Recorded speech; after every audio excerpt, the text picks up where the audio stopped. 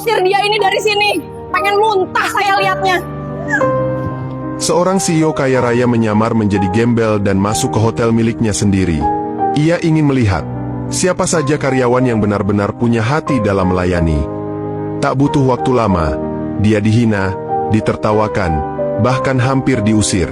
Tapi beberapa jam kemudian, semua orang gemetar ketakutan. Seorang staf sampai berlutut sambil menangis, memohon ampun. "Saya punya anak, Pak. Tolong jangan pecat saya. Saya tidak tahu Bapak siapa. Apa yang sebenarnya terjadi? Dan siapa yang akan dipecat?" Tonton kisah ini sampai akhir, karena satu pelajaran berharga akan membuka mata kita semua.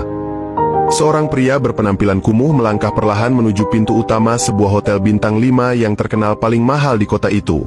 Bajunya lusuh, celananya robek di lutut, dan sandal jepitnya nyaris putus. Tak ada yang memperhatikannya. Belum.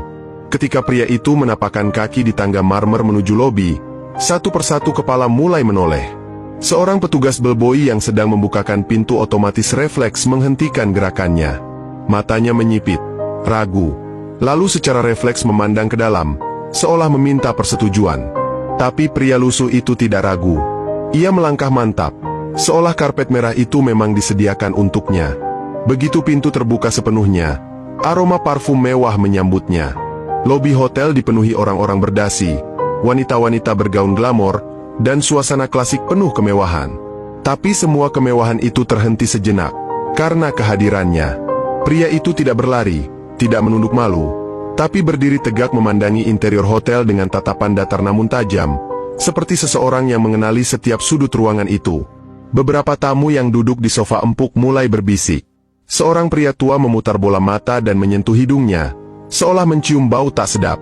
Seorang ibu sosialita menarik anaknya menjauh, sambil berbisik keras, jangan dekat-dekat, jorok." Beberapa lainnya hanya menatap tajam, bertanya-tanya bagaimana orang seperti itu bisa masuk tempat berkelas seperti ini. Si gembel berjalan pelan melewati mereka. Lantai marmer bergema samar di bawah sandalnya yang kotor. Setiap langkahnya terasa berat bukan karena kelelahan, tapi karena seluruh ruangan menolaknya dengan tatapan. Namun dia tidak gentar. Dia mengamati lampu gantung kristal yang bergelantungan di atas, meja resepsionis yang berdiri angkuh di tengah, dan dinding marmer yang tampak akrab di matanya.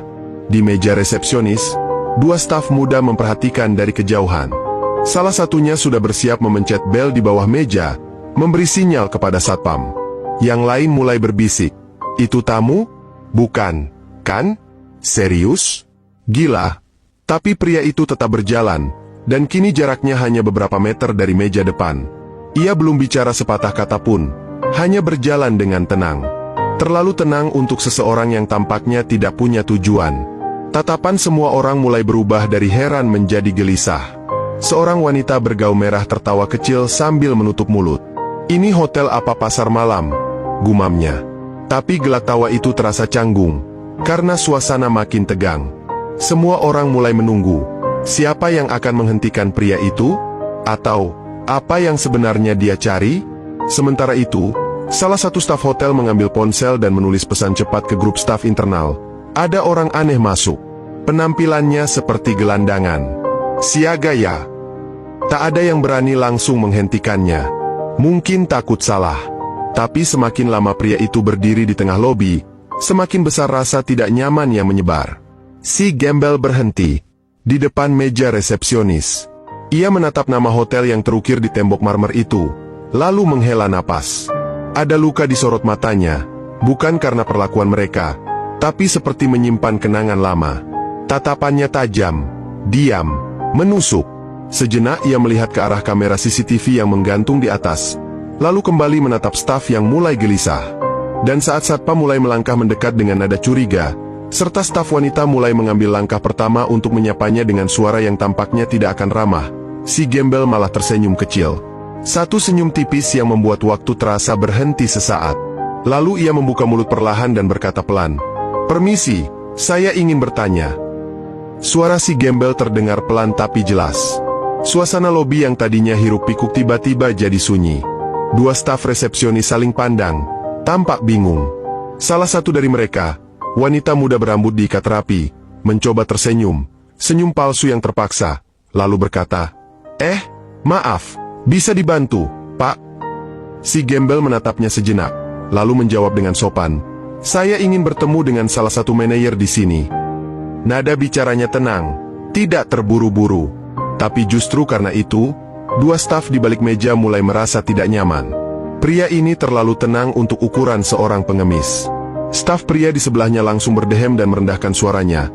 "Pak, mohon maaf, untuk urusan bisnis atau pertemuan dengan manajer, biasanya melalui janji temu terlebih dahulu." Dan ia melirik dari atas ke bawah, seolah menilai setiap jengkal pakaian pria itu. Dan tentunya, tamu biasanya datang dengan tampilan yang lebih sesuai.